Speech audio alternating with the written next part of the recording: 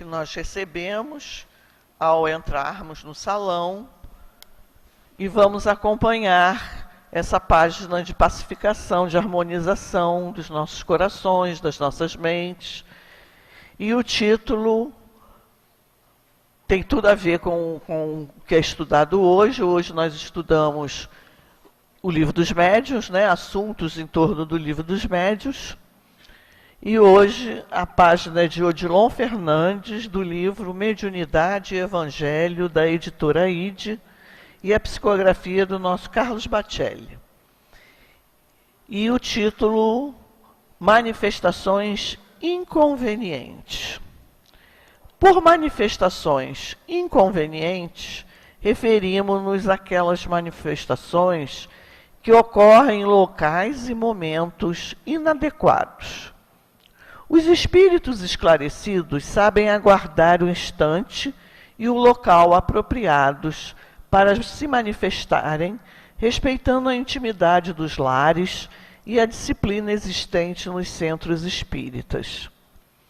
Os espíritos ignorantes, não raro propositadamente, manifestam-se a qualquer hora, em qualquer lugar, valendo-se da invigilância dos médiuns de que se utilizam. Consideramos inconvenientes as manifestações que acontecem durante a transmissão de passes, nas reuniões de caráter público, nos templos espíritas, durante a realização de cultos do Evangelho no lar, nos ambientes de trabalho profissional, nas ruas, nos encontros de jovens, nas aulas de evangelização infantil, nas visitas doentes dos hospitais e etc. Quando ocorrer uma manifestação mediúnica imprevista ou inconveniente, é de bom alvitre que um doutrinador presente, agindo com a presteza e com a discrição possíveis, convide o espírito para se retirar, esperando o momento aconselhável para expressar-se como necessita. Os médiuns, já com algum conhecimento da doutrina, sabem que não devem permitir a passividade quando o ambiente não seja propício. Se o fazem, carecem ser alertados para que o fato não se repita. É muito comum que os médiuns em desenvolvimento, mormente no campo da mediunidade psicográfica, sintam impulsos para escrever a toda hora. Não raro, interrompem o trabalho profissional ou a própria refeição para fazê-lo. Isso não deve acontecer. O espírito, tanto quanto o médium, deve saber que o exercício mediúnico se fundamenta na disciplina. É indispensável que o médium participante se controle, fazendo prevalecer a sua vontade sobre a vontade do espírito. Se ele cede sempre, pode acabar perdendo o equilíbrio, transformando seu desenvolvimento mediúnico num caso de obsessão. Não sejamos, todavia, tão rigoristas. O bom senso carece de prevalecer em tudo. Esporadicamente, um ou outro caso de manifestação imprevista de um espírito, pode ser tolerado. Às vezes o fato está se dando com a permissão dos benfeitores espirituais, aproveitando-se, talvez, das condições favoráveis do momento. Normalmente, quando existe essa permissão, o espírito que consegue romper o bloqueio e comunicar-se o faz por extrema necessidade sua ou das pessoas às quais se dirige. Pode ser para evitar um suicídio, para dar uma prova da sobrevivência, para assustar os descrentes, etc. Mas que não permaneça nenhuma dúvida. O local apropriado para exercer a mediunidade é no centro espírita e nas reuniões específicas, organizadas conforme as orientações básicas da doutrina.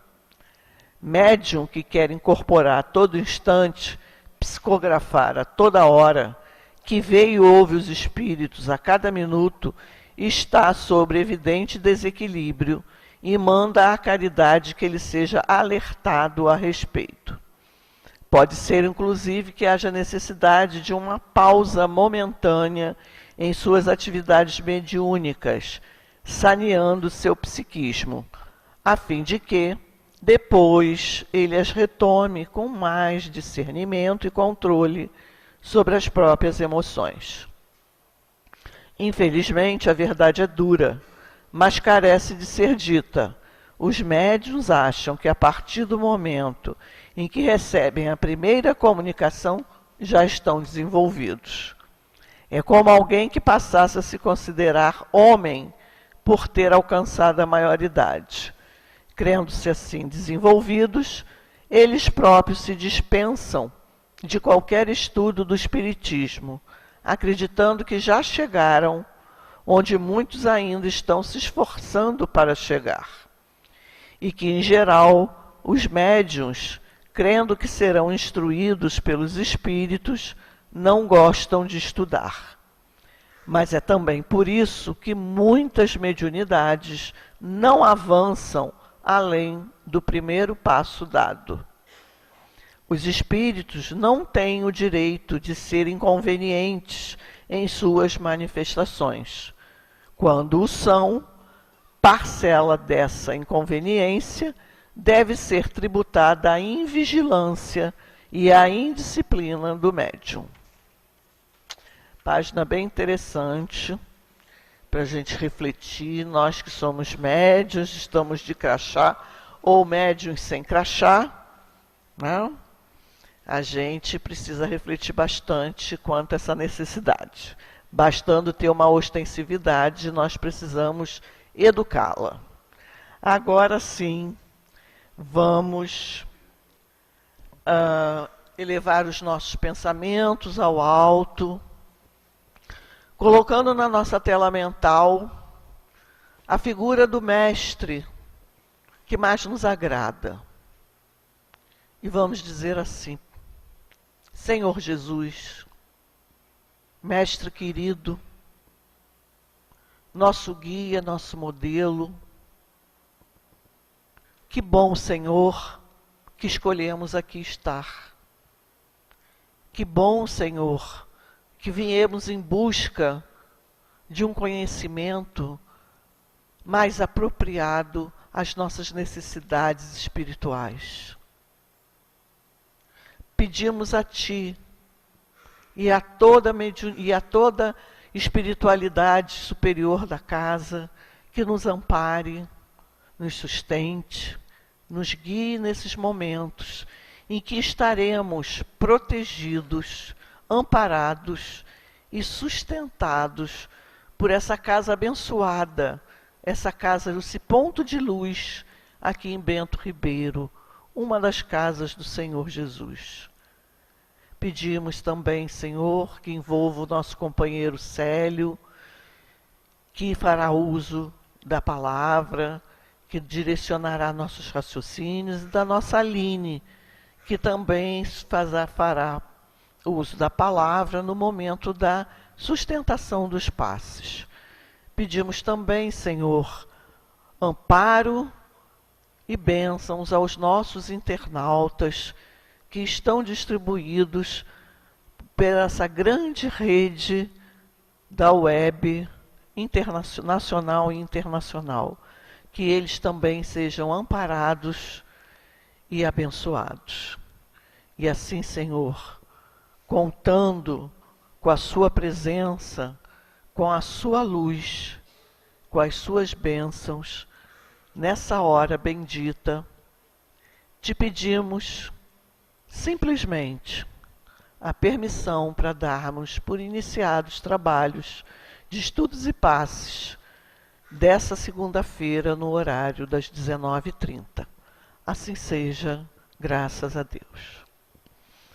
Bom, queridos irmãos, como foi dito, nós nós, hoje, às segundas-feiras, nesse horário, fazemos um estudo em torno do Livro dos Médiuns. E estamos no capítulo 25 do Livro dos Médiuns, das evocações, no item 282,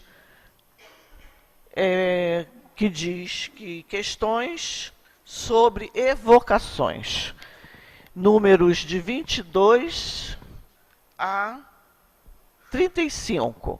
Nós vamos ler 3 questões e deixar o restante para o nosso Célio desenvolver.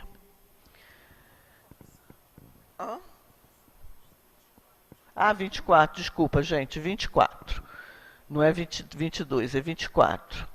Quando se evoca pelo pensamento o espírito de uma pessoa, esse espírito vem até nós, mesmo que não haja manifestação através da escrita ou de outro modo?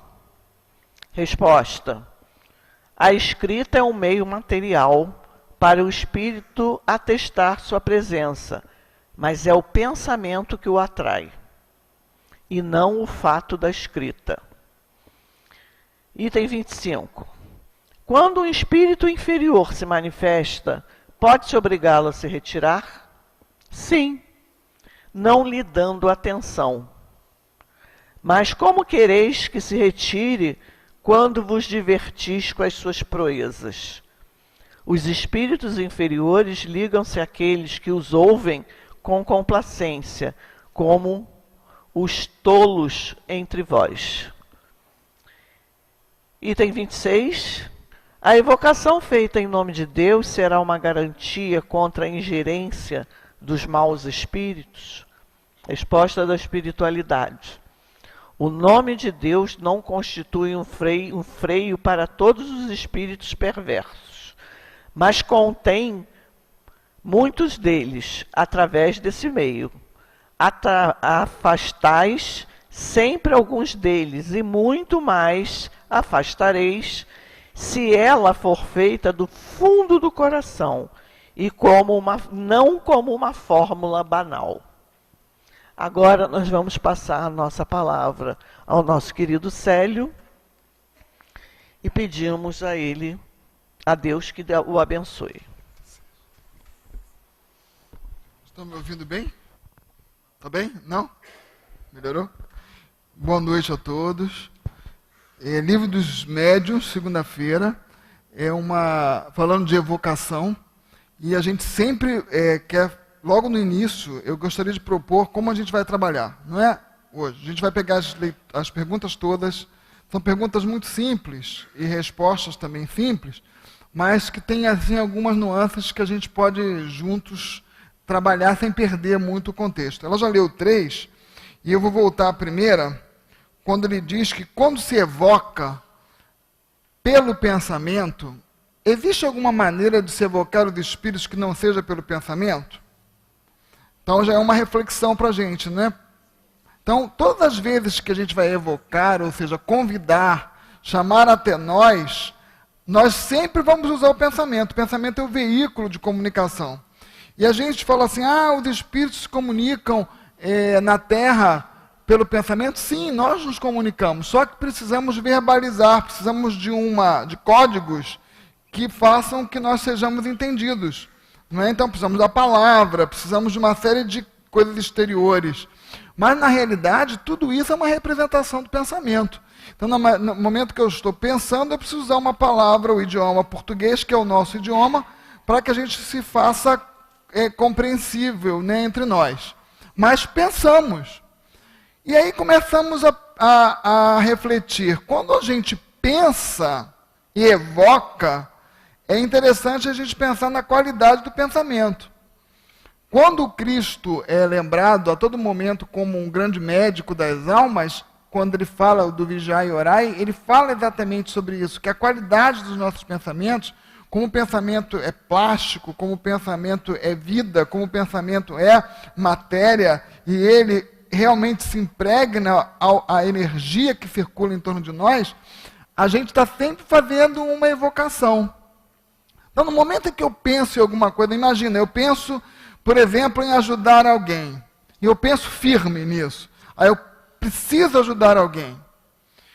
E às vezes a gente não sabe como fazer isso. Como que eu vou fazer isso? Não é?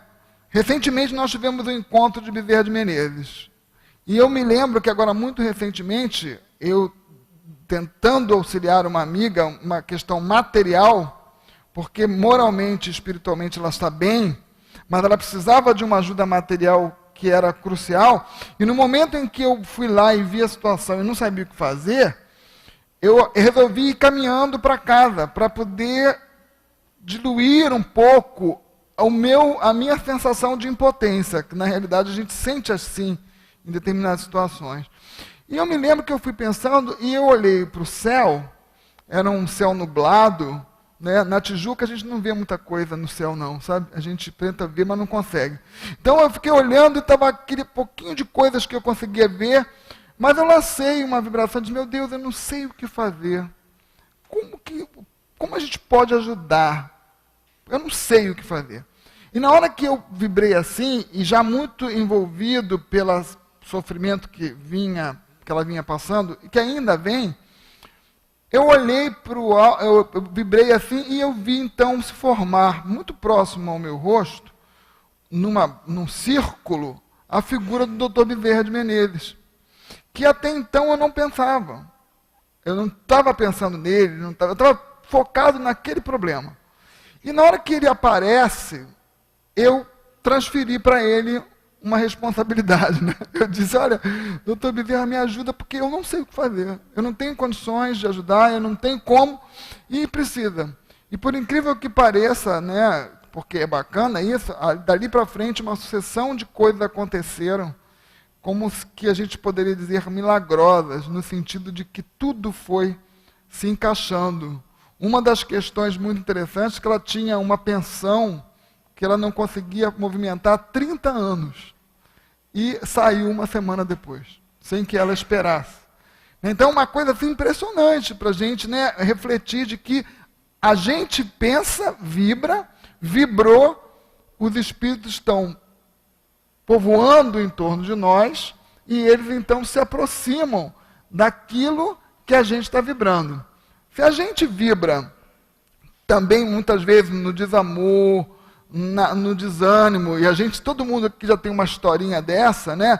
A tristeza vem e vai tentando tomar conta da gente. Se a gente não pede ajuda, e essa ajuda tem que ser ajuda espiritual, tem que ser muitas vezes uma ajuda médica, né? Um psiquiatra para nos ajudar, um psicólogo para nos orientar, a casa espírita na palestra, no passe de cura, na intervenção mediúnica, não é mais, às vezes mais potente, para que a gente consiga neutralizar as forças que estamos emanando, que muitas vezes são forças muito de pouca esperança, de pouca fé, de confiança. E aí a gente começa então a trazer para o corpo as reações que o pensamento gera.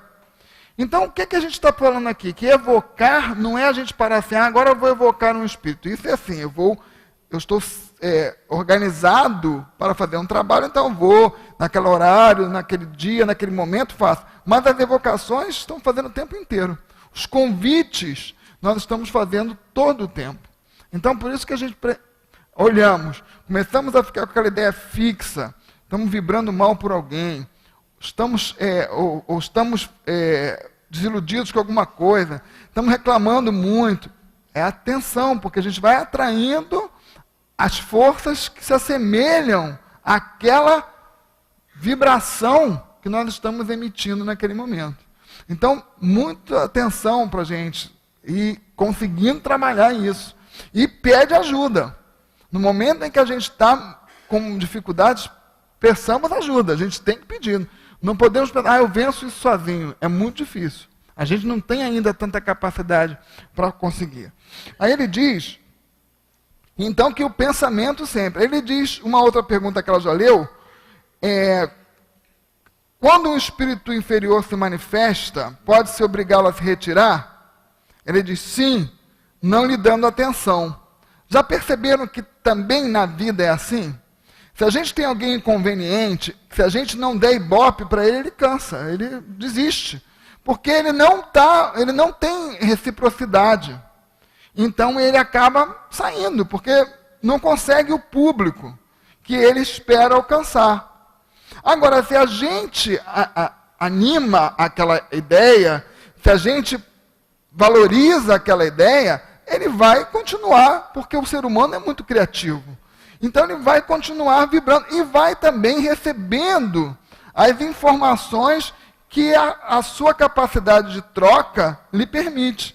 Então, se ele começa, por exemplo, eu estou com meu irmão aqui hoje, meu irmão consanguíneo, que é uma alegria para mim, mas a gente tem uma família muito criativa. Eu até falei para aqui, nós somos extremamente brincalhões. É uma tônica da nossa família. E se a gente não tomar cuidado, a gente entra por um caminho de uma criatividade imensa. Porque é muito acionado por isso. E assim, é quase que uma marca da família, principalmente da família do meu pai. Então a gente precisa muito estar atento, porque se a gente não tiver, a gente às vezes magoa uma pessoa, porque a gente não se dá conta disso. E também, abrindo esse leque, a gente vai sendo influenciado. Vai sendo influenciado. As pessoas vão rindo e você vai tomando conta da cena. Todos nós somos meio artistas, né? Então, a gente vai tomando conta da cena. Então, parar e pensar que até onde os limites, não é, do respeito, até onde os limites da civilidade, até onde os limites de não maltratar o outro precisam ser controlados. Então, ele diz aqui, é só não dar ibope. Agora, por que na casa espírita é o local que a gente deve estar vindo, nos preparando para o trabalho? Porque aqui que a gente faz? Sempre uma prece no início da reunião, evocando o Pai, evocando Jesus, os bons espíritos, pedindo que nós sejamos, né, envolvidos por essas vibrações. Para que aí então comecemos a fazer um trabalho que sempre se baseia numa leitura, que sempre se baseia no mínimo possível de interferências materiais, o mínimo possível de qualquer movimentação externa, para que a gente possa se concentrar no eu, no íntimo, se concentrar nas coisas mais que a gente chamaria de coisas sagradas, que é uma palavra que se adequa, mas que não é com esse nível. A religiosidade, né? O respeito. Então, tomar cuidado, como que eu me relaciono, em que lugares que eu vou, como é que eu vou buscar a assistência dos espíritos, que espíritos eu vou buscar para me dar um conselho. Né? Então é muita atenção para essas coisas. Depois, a evocação feita em nome de Deus será uma garantia contra a ingerência dos maus espíritos? Gente, é sempre bom lembrar, nós somos espíritos encarnados. Quantas vezes você vê a pessoa utilizar o nome de Deus para conseguir sabidamente vantagens escusas, vantagens, não é? Que são fora da ética, mas ela usa, sem nenhum pudor. Se ela faz isso encarnada, por que ela não faria desencarnada? Faria também. Então a maneira da gente conseguir blindar-nos disso é manter uma vibração, uma reunião ao máximo focada nos bons sentimentos. A gente tem um exemplo aqui que eu sempre me lembro disso de uma forma muito surpreendente. Numa ocasião, eu cheguei à casa espírita para pegar alguma coisa no final da reunião. Era uma reunião de sábado em que tinha muita gente. E não era naquela época que nós não tínhamos tantas reuniões, nós tínhamos menos, mas tínhamos uma quantidade muito grande de pessoas. E eu me lembro que eu cheguei mais tarde para pegar alguma coisa, e quando eu cheguei na porta, tinha um médium parado, que era muito meu amigo, muito conhecido, e estava saindo uma pessoa que também era muito conhecida, médium da casa. Quando essa pessoa passou por nós, eu cumprimentei, e que a pessoa andou, ele começou a falar tão mal daquela pessoa, mas de uma maneira tão tão imprópria, assim, tão infeliz, que aquilo me chocou. Mas eu fiquei olhando para ele, porque quando você vem para o centro, você pensa assim, poxa, eu vou para um lugar diferenciado, onde a gente não... Mas não é isso, porque a gente não vigia o pensamento da gente. E eu me lembro que eu entrei e fiquei assim, tentando mostrar para ele um outro lado, mas ele estava muito fechado, muito bloqueado nas ideias dele, e eu entrei. E aí o altivo comentou que o Dr. Herman meio que deixava sob a responsabilidade do altivo nos manter amigos. E que era algo muito triste para ele quando ele sabia que havia um senão qualquer entre os médiuns da casa. Que ele disse que isso era muito triste para ele. Entendeu? Como é que ele, até nisso, a gente muitas vezes não se deu conta de todo esse trabalho que o altivo fez, a própria espiritualidade dizendo para ele, olha, ali tem 2 adultos que não conseguem estabelecer uma relação harmônica e você precisa resolver. Precisa tentar rever isso, porque alguma coisa está faltando. Então, veja, se a gente já pensar nisso, poxa, deixa eu fazer o meu papel, diminuir, não criar esse tipo de problema. Mas a gente vê, então, que nesse momento que eu estou vibrando dessa forma, olha o que eu estou atraindo. Olha as relações que eu estou criando. Olha o que eu estou lançando para aquela outra pessoa. Né? Onde que está a caridade? Onde é que está a abnegação? Onde é que está a indulgência? Onde é que está o perdão das ofensas? Que são nós trabalhamos tanto isso. É lógico que todo mundo tem problema. Eu tenho dificuldade para perdoar, tenho dificuldade para ser indulgente, todos nós. Mas é preciso não alimentar. A gente sente aquela coisa, nossa, mas espera aí, deixa eu mudar, porque senão eu vou me complicar. Vou atrair situações graves para mim.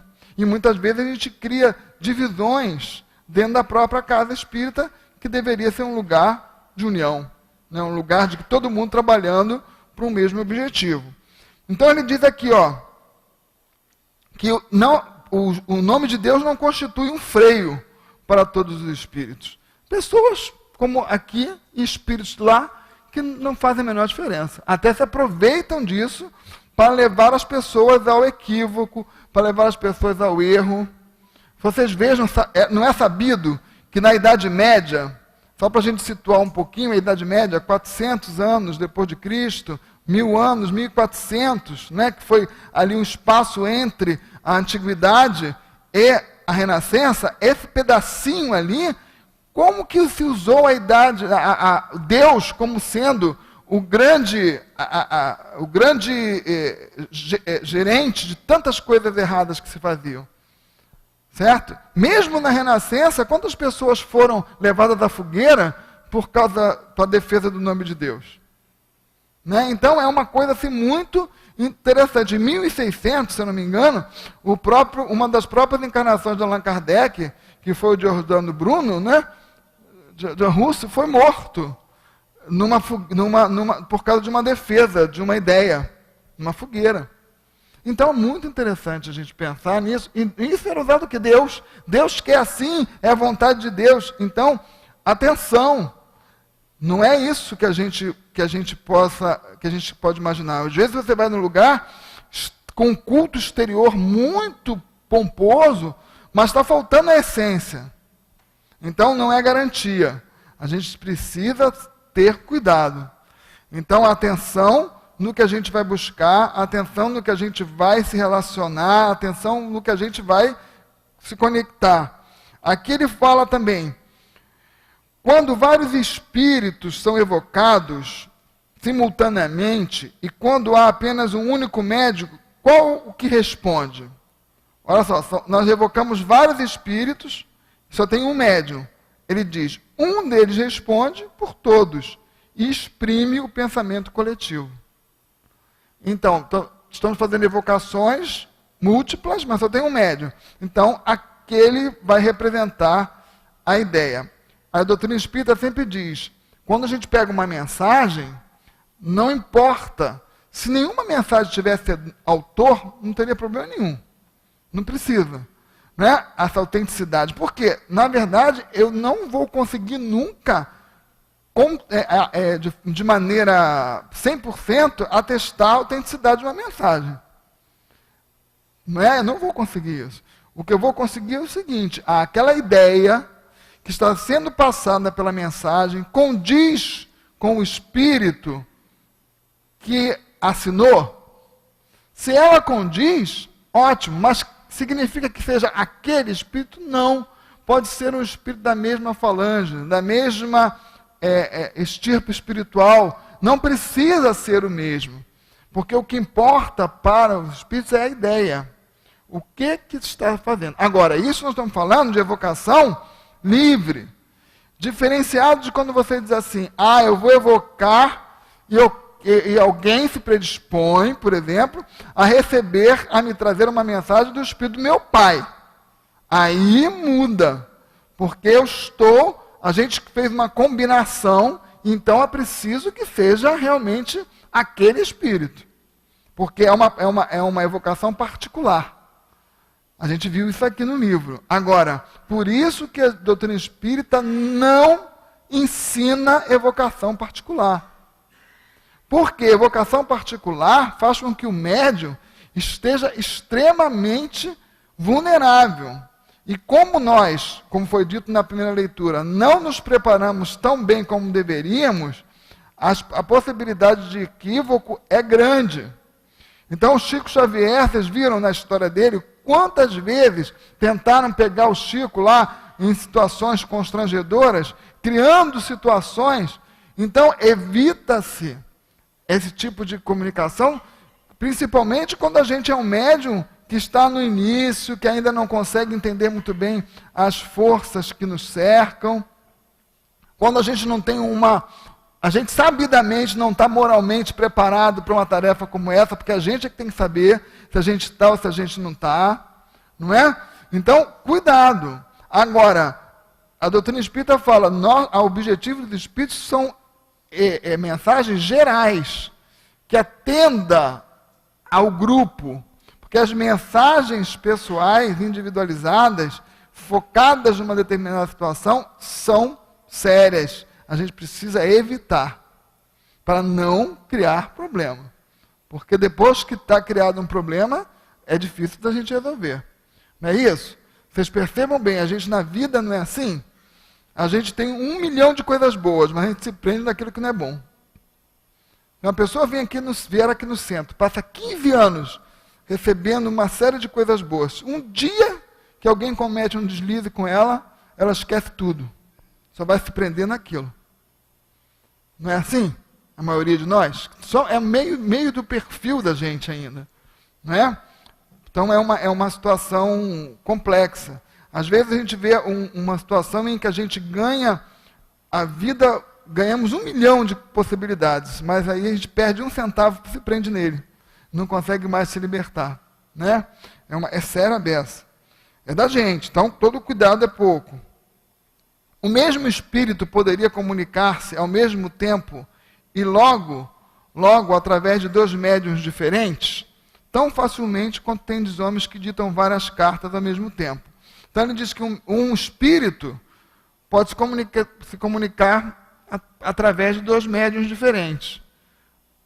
E aí a gente diz o seguinte, lembra de uma situação bastante interessante, quando o Valdo Vieira e o Chico Xavier psicografaram, em que um escrevia um capítulo par, o outro escrevia o capítulo ímpar, e depois eles juntavam para formar a obra.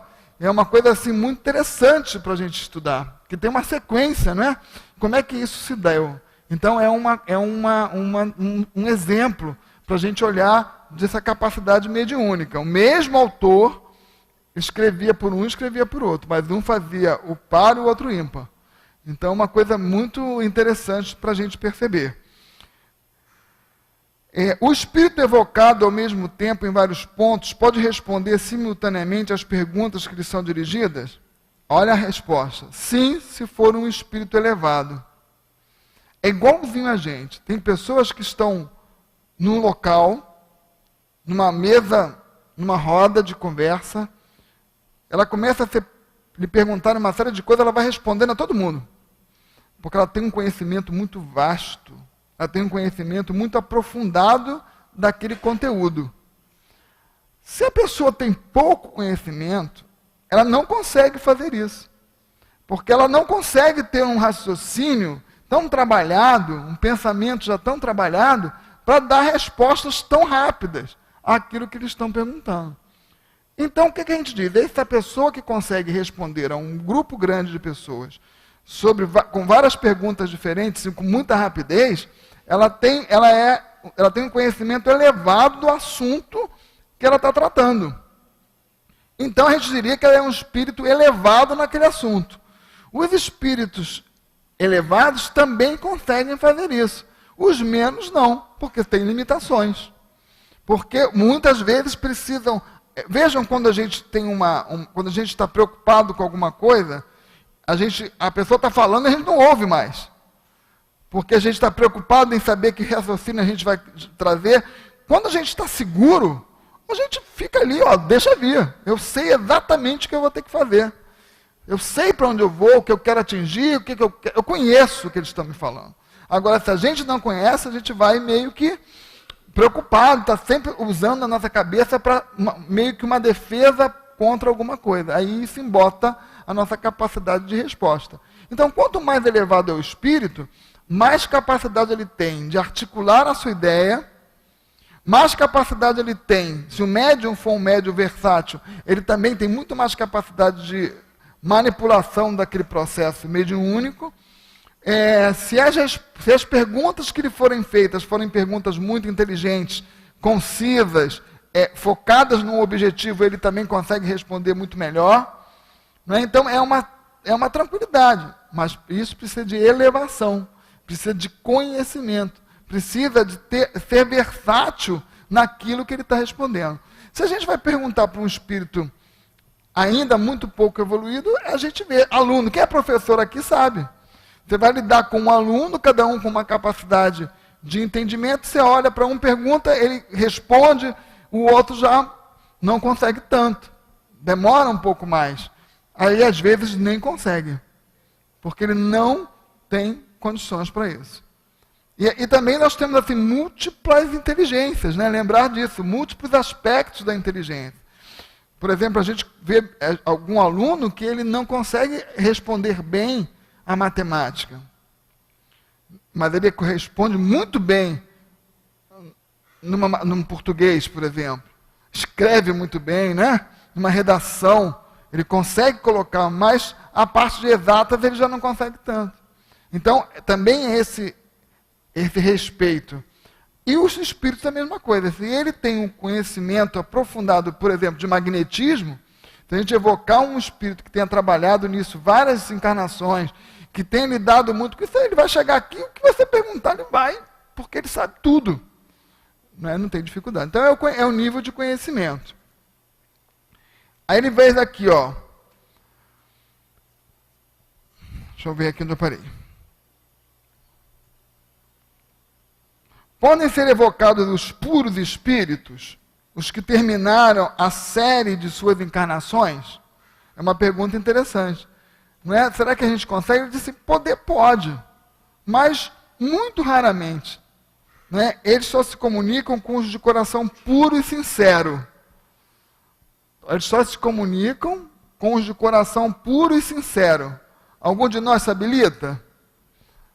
Né? Ainda falta um pouquinho, né?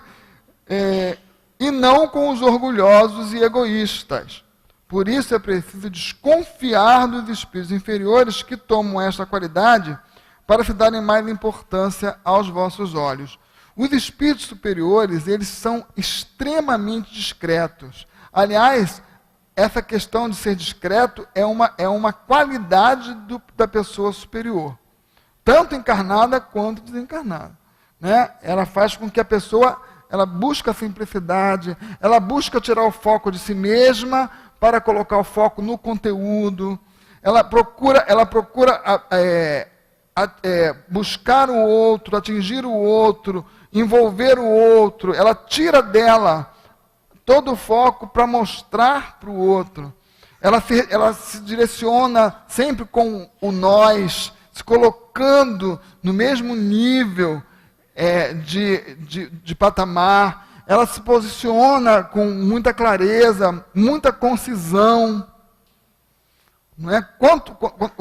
Porque ser complicado é fácil, difícil é ser simples. Vocês percebam que se vocês tiverem um dia a possibilidade, eu não li tudo, mas eu tenho assim, é prazeroso a gente ler a Revista Espírita. Porque Kardec, ele é de uma grandiosidade na concisão, ele é tão certeiro, ele é tão assim, brilhante na maneira como ele coloca as coisas, é que você vê como ele era evoluído. Porque a simplicidade que ele traz uma ideia complexa, ele consegue trazer aquilo de uma maneira tão simples, de uma maneira tão concisa, de uma maneira tão agradável, que a gente se espanta e se encanta. Porque não é um espírito prolixo, não é um espírito repetitivo, é um espírito que atinge o seu objetivo com muita fluidez. Por quê? Porque sabe muito. Né? Trabalha muito para trazer a sua ideia. E a mesma coisa nós, quando a gente vê alguém falando na televisão, com muita clareza, aquilo encanta a gente. Porque a gente olha e diz, puxa, que bacana, né? Como é que essa pessoa consegue trazer com tanta clareza um aprendizado? É o espírito que tem já a sua evolução. Como é que os espíritos dos homens mais ilustres veem tão fácil e familiarmente atender ao chamado dos homens mais obscuros? Kardec faz essa pergunta logo depois, porque ele diz assim, se os espíritos puros quase não vêm, como é que vem um espírito que foi brilhante? Olha o que os espíritos respondem. Os homens julgam os espíritos por si mesmos, o que é um erro. Após a morte do corpo, as categorias terrenas não existem mais. Não há distinção entre eles, senão a bondade, e os que são bons vão por toda parte, onde haja um bem a fazer. Então, muitas vezes a gente vê uma pessoa aqui e a gente acredita que ela esteja muito evoluída, mas às vezes não. Né? E aí ela vem com facilidade, mas a gente se surpreende, porque o que na verdade, às vezes a pessoa teve uma posição religiosa de muita notoriedade, mas o íntimo. Não é? O que os espíritos falam? O conhecimento do espiritismo nos dará uma possibilidade de uma morte melhor? Ele diz assim, não necessariamente. Ajuda, porque o conhecimento sempre ajuda. Mas o que é mais importante é ter feito o bem. É ter sido uma pessoa honesta consigo mesmo, né? Porque é aquela história, eu posso até não conseguir fazer todo o bem que eu gostaria ou que eu poderia, mas eu faço bem de acordo com a minha convicção de bem. Aquilo que eu entendo, aquilo que eu acredito, né? Isso que faz diferença. Então, na hora em que ele chega aqui e pergunta isso, vejam, tem um herói nacional chamado Duque de Caxias, já ouviram? Falar nele? Né? Todo mundo lembra disso. Você veja que não há nenhuma referência de Duque de Caxias em espírito. Eu já procurei tudo. Não existe. E quando a gente vai olhar a história de como se deu a Guerra do Paraguai, nossa, a gente fica com que esse herói nacional surpreende negativamente. Né? Então é uma situação. Por exemplo, quando a gente olha Mao Tse Tung, né? Para muita gente, mas vai olhar, vai cavucar, né? Vai descobrir. Então, a gente pensa que, nossa, vai ser aquela história que a gente imagina. Não, os espíritos sempre falam, não é isso. E nós temos na literatura espírita o Frederico Figner, né, que é o irmão Jacó, que tem essa experiência. E olhem bem, a biografia do Frederico Figner, não espírita, é impressionante. Olha, você imagina o que é uma pessoa levar para a sua casa a mansão Figner, que fica aqui na zona sul do Rio de Janeiro, na gripe espanhola, ele levou doentes para dentro da sua casa, expondo mulher, filha. Ele levou tudo isso. E não chegou bem na espiritualidade. Por quê? A gente olha, nossa caramba, será que eu levaria doentes desse porte para dentro da minha casa, expondo meus filhos, minha filha? Não é? Mas ele levou. Agora, chegam lá, havia um negócio que eles tinham uma intenção que a gente não conseguia perceber. Não é? Então, que intenção é essa? Só ele e Deus sabiam. Não é? Então, havia ali uma intenção não tão caridosa quanto se supunha. Certo? Então, é uma situação que a gente pensa, nossa, esse espírito vai ser muito iluminado. Mas não. Na verdade, a honestidade nas nossas escolhas é que são. Eu escolho ruim, mas eu escolhi honestamente, tudo bem. Agora, quando a gente começa a ser hipócrita, aí começamos a complicar, porque a gente sabe e a gente não faz. Né? Então, é a hipocrisia mesmo. É uma falha de caráter grave. Agora, se a pessoa faz a escolha, acredito nisso, eu buscar isso, né? Eu vou tentar. Eu digo para vocês assim, isso é uma opinião pessoal que só fica entre nós, tá? Eu quando li Hitler e Mao Tse Tung, eu fiquei mais com Hitler. Achei ele superior. Imagina isso, sabe por quê? Porque ele fazia com uma convicção. Ele sofria, ele estava ali, ele se martirizava, ele se drogava, era um espírito muito doente. Doente, mas não era tão calculista quanto o outro. Que dizia o seguinte, vá para a guerra porque você tem que morrer pela China. E botava todo mundo para morrer, ele ficava na melhor mansão do mundo. Você não via isso no Hitler. Entendeu? Então, às vezes a gente fica no nosso pensamento, né, nossa forma de pensar, mas isso é uma opinião pessoal, tá, gente? Não tenho a menor ideia de qual é que está na escala de um e de outro. Mas é pensamento meu, de como que a gente viu uma pessoa que foi ali e sofria a pressão, sofria o desespero, sofria a sua própria doença, sofria a sua própria obsessão, sofria a sua própria angústia. E o outro não, era um calculista. Estou calculando, eu estou agindo assim premeditadamente. Então é isso que é a nossa diferença. Nós todos temos o direito de errar, porque errar faz parte do processo de evolução, não é? Mas precisamos começar a ter essa questão de não ser hipócrita. Começar, né, aí enxergando. Depois da morte, quanto tempo deve se levar para evocar um espírito? Isso é interessante. Tem um amigo meu que diz assim, fulano morreu. Aí ele dizia assim, morreu, não sei se desencarnou, só sei que morreu. Né? Ele usava sempre isso. Então por quê? Porque ele dizia assim, morrer significa que o corpo morreu. Mas será que a pessoa desencarnou? O que ele quer dizer? Será que ele se desligou do corpo? E aí é interessante, porque ele diz assim, pode-se fazer no instante mesmo da morte.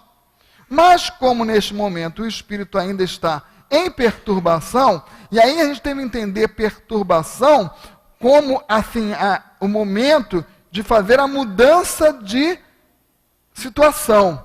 Porque às vezes a palavra perturbação parece que é uma perturbação de ordem inferior. Não, é um momento de mudança. É adaptação, acho que é a melhor palavra. Em vez de perturbação, talvez a adaptação fosse melhor. Então, como nós estamos adaptando, imagina, eu estou saindo de um lugar escuro, totalmente escuro, e vou para um claro. Eu entro na perturbação, ou seja, na adaptação. Saio de um lugar quente para um frio, não é isso? Eu tenho que fazer a minha adaptação. Estou dormindo, me acordo para eu fazer alguma coisa, eu estou no estado de perturbação. Ou seja, de adaptação. Sair de um estado para outro. Então ele diz que no momento em que a gente está desencarnando, ele tem a adaptação. E tem os tipos. O que é morrer? Né? É quando o nosso corpo perde a vitalidade. Lembra que a gente tem um espírito, tem um perispírito, tem um corpo.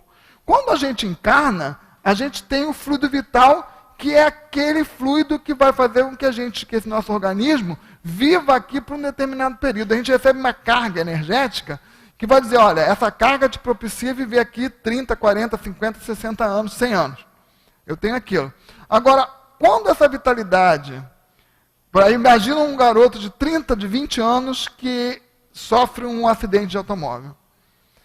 A vitalidade dele, as células estão encharcadas de vitalidade. E no momento em que há o desencarne inesperado, o que acontece? Todas aquelas células estão muito ligadas ao perispírito. Então, ele vai ter que ter uma dificuldade um pouquinho maior para se libertar daquilo. Mas se aquilo não for provacional, ele vai fazer isso tranquilamente.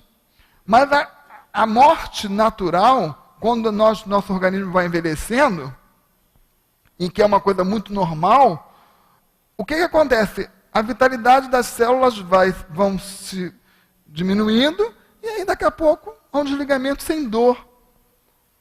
Porque o corpo, na realidade, ele sozinho não dói.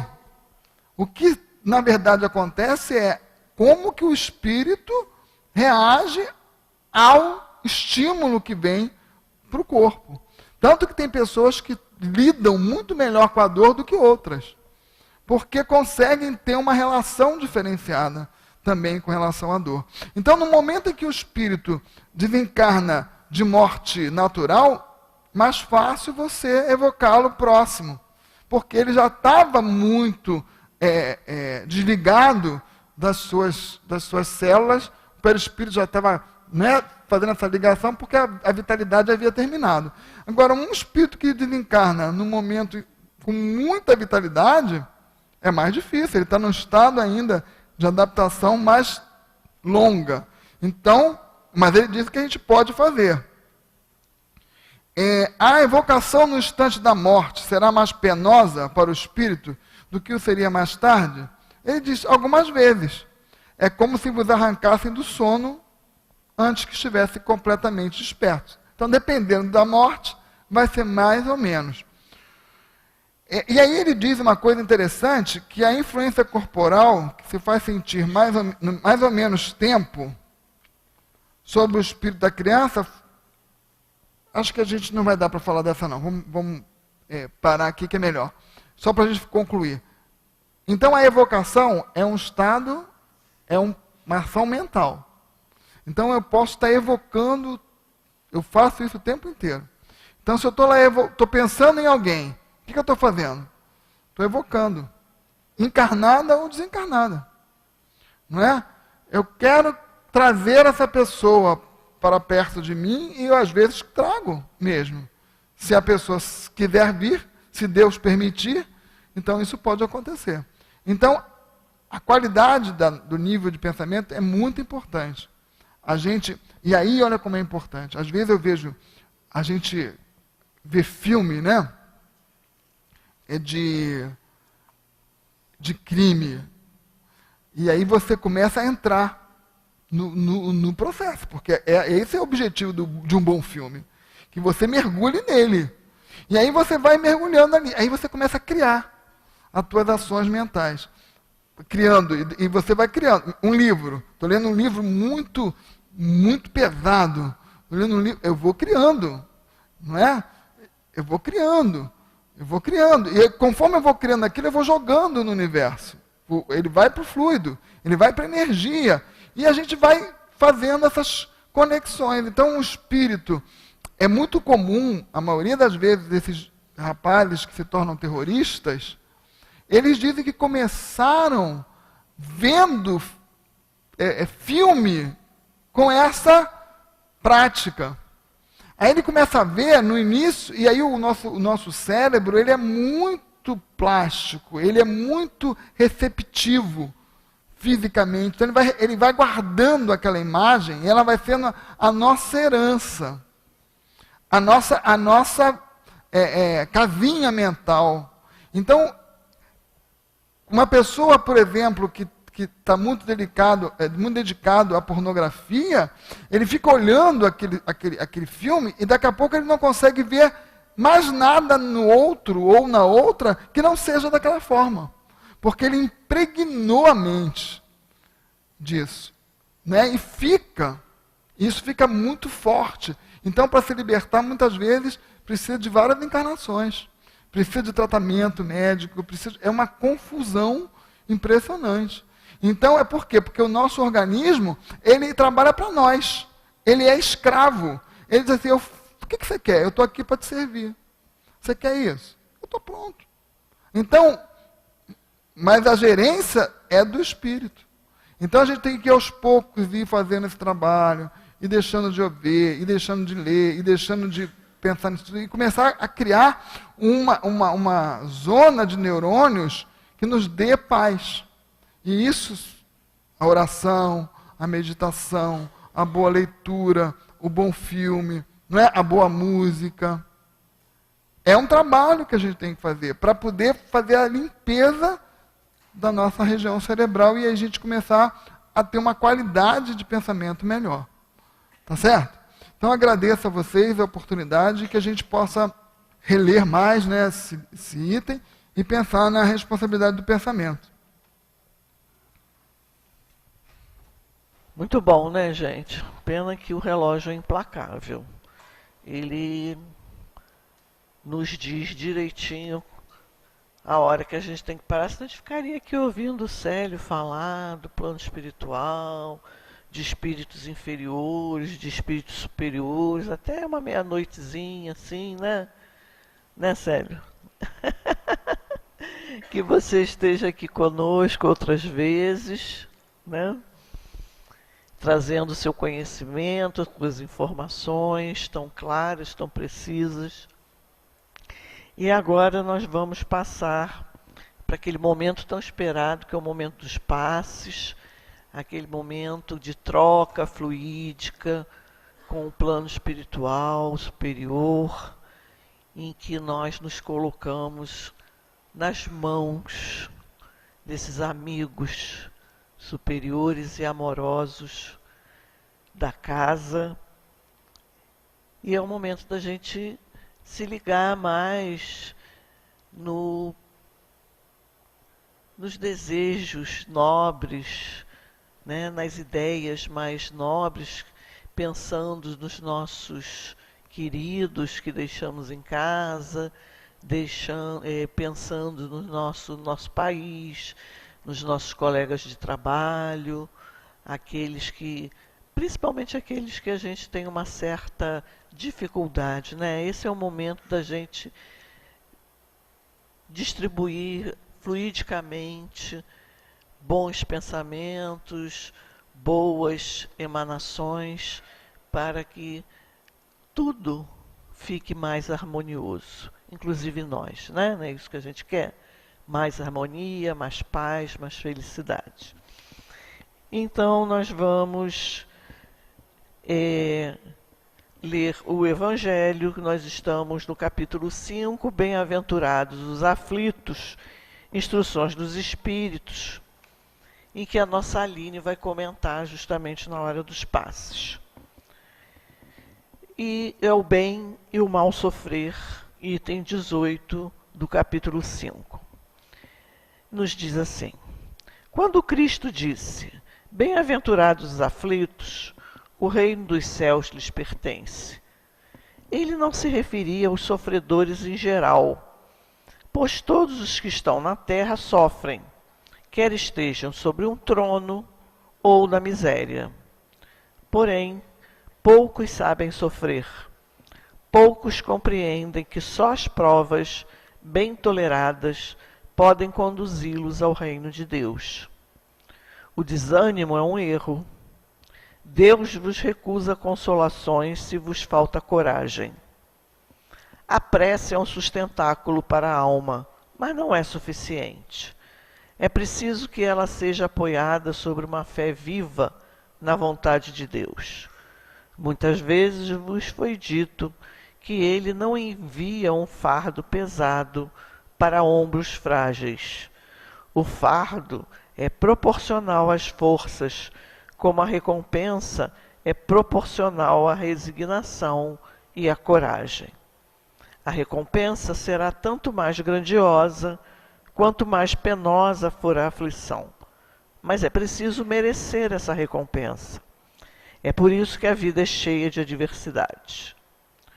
O militar que não é enviado para a luta não fica contente, porque o repouso no campo não lhe proporciona nenhuma promoção.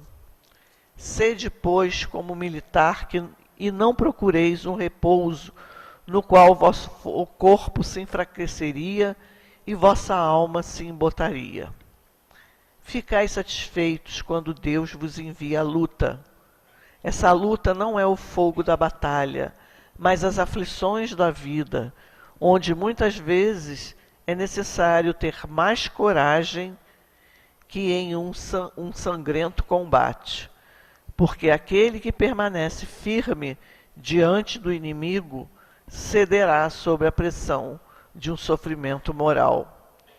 O homem não tem recompensas por essa espécie de coragem, mas Deus lhe reserva os louros da vitória e um lugar glorioso.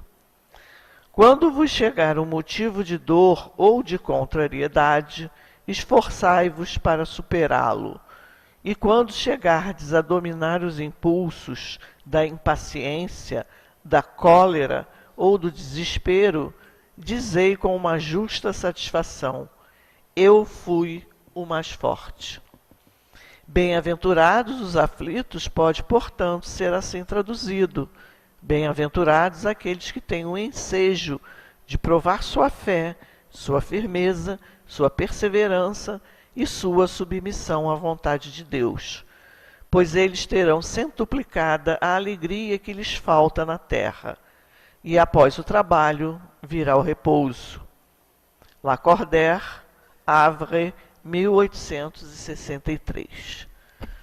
Agora, vamos pedir aos nossos irmãos médiuns que se dirijam aos seus lugares apropriados, se coloquem junto aos nossos irmãos, e que nós outros que aqui estamos, se formos portadores de mediunidade ostensiva, por favor, não vamos dar passividade. Esse trabalho é exclusivo do corpo mediúnico da Casa de Leon Denis. E se você sentir alguma perturbação, alguma coisa, por favor, mude o padrão de pensamento, mude o foco do que você está pensando. Pedimos também aos nossos internautas que se coloquem numa posição confortável, onde quer que se encontrem, para que o fluido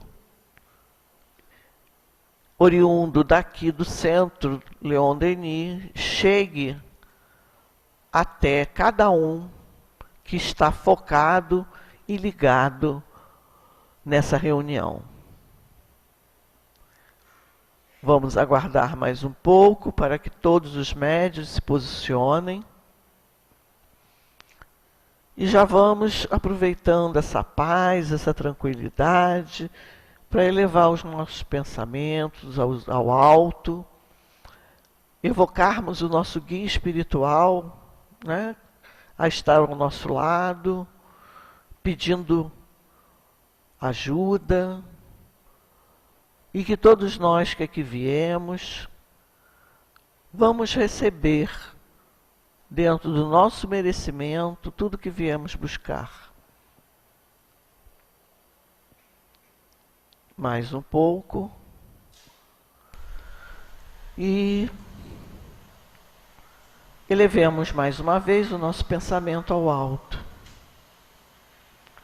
Senhor Jesus, chegou o momento tão esperado por nós, o momento dos passes, aquele momento em que nos colocamos à disposição, nos colocamos aos pés do Senhor, com a certeza de que Ele está do nosso lado, nos ajudando, nos amparando. Fortalece, Senhor, todos aqui presentes e qualifica a mediunidade de nossos médiuns para que a troca fluídica se faça da melhor maneira possível, dentro de sua justa e reta ordem divina, Senhor. Então, nesse momento, te pedimos humildemente a permissão para darmos por iniciado o momento dos passes. Assim seja, graças a Deus. Graças a Deus que nos permitamos envolver pelas vibrações de amor que nos são direcionadas neste momento. Na noite de hoje, o Espírito Lacordaire nos vem falar acerca do bem e do mal sofrer. A vida na Terra, planeta de provas e expiações, é rodeada de vicissitudes, diversidades, que muitas vezes entendemos como um mal. Nada mais do que experiências necessárias ao progresso de cada um de nós.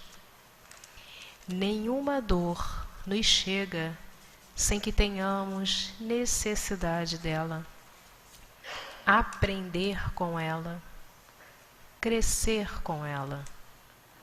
E assim, vem nos falando acerca da prece, como sustentáculo da alma, nos momentos de adversidade pelos quais todos nós passamos. Mas se aproveitarmos o aprendizado que a lição nos traz, poderemos fazer com que seja um bem sofrer, crescendo, se fortalecendo, aprendendo e cada vez mais ampliando nossa capacidade para o bem, para o amor. Desse modo, quando as situações da vida nos chegam, entendemos como oportunidades de provar a nossa fé, o nosso conhecimento, nos mantendo firmes dentro de um ideal de amor e de bem, que será a rota de cada um de nós, nos preparando para encarnações mais produtivas e mais felizes no amor. Dessa forma, sempre que precisarmos ser experimentados, agradeçamos a Deus a oportunidade e não desperdicemos com queixumes o fruto da lição. Que satisfação, que alegria poder dizer ao final de cada prova que, apoiados numa fé viva, numa fé ardente, conseguimos superar os desafios da impaciência, da cólera, do desânimo e podermos dizer: eu fui o mais forte, eu confiei, eu acreditei e eu venci. Que dessa forma possamos encarar a vida com alegria e sempre elevando a nossa fé, elevando a nossa resignação ao nível de nossas provas. Quanto maiores as provas, maior a fé. E tenhamos a certeza que, libertos, já tendo um conhecimento adquirido das lições que nos são apresentadas, teremos ciclos de vida espiritual, mais felizes, mais plenos, mais amplos. E entenderemos então o que significa essa recompensa. É a recompensa de se entender, se reconhecer como espírito imortal que caminha para a luz e que caminha para Deus. A todos desejamos paz.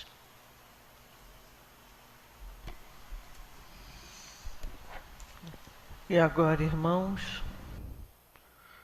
só nos resta agradecer.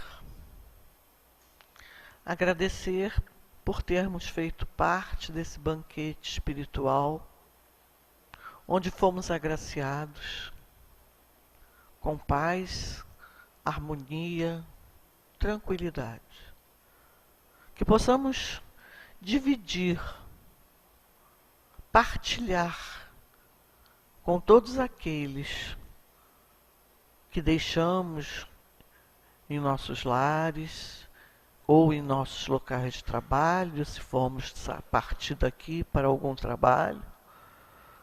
Tudo que recebemos com o coração mais leve, aliviado, de acordo com a paz de Deus. E assim, Senhor, em Teu nome, em nome de todos os amigos espirituais, todos os diretores espirituais, os verdadeiros dirigentes desse trabalho, mas, sobretudo, em nome de Deus, pedimos a permissão, Senhor, para darmos por encerrados os trabalhos do dia de hoje. Assim seja, graças a Deus.